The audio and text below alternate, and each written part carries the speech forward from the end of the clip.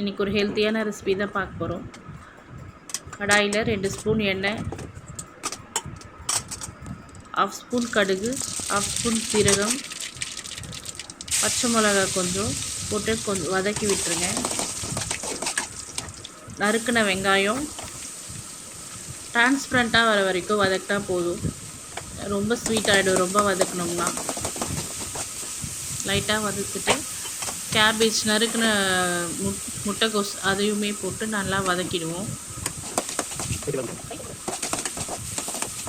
அதையுமே நல்லா வதக்கினதுக்கப்புறம் மஞ்சத்தூள்,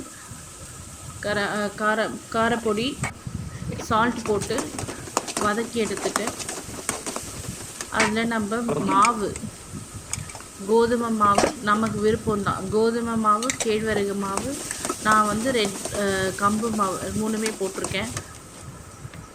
போட்டு சப்பாத்தி மாதிரி டைட்டாக பிசையாமல் கொஞ்சம் லூஸாக பிசைச்சிட்டு ஒரு 10 to 15 மினிட்ஸ் வந்து ரெஸ்ட் டைம் கொடுத்துருங்க அதுக்கு.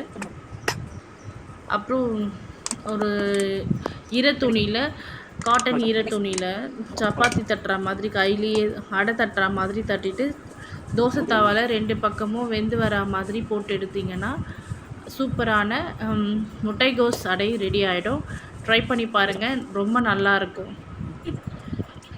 இது சின்னவங்கலேருந்து பெரியவங்க வரைக்கும் சாப்பிட்லாம். சூப்பராக இருக்கும். அதனால் ஹெல்த்தியாகவும் இருக்கும். சுகர் பேஷண்ட் கண்டிப்பாக சாப்பிட்லாம். அவ்வளோ அருமையாக இருக்கும். சுகர் லெவல் மெயின்டைன் ஆகும் இது.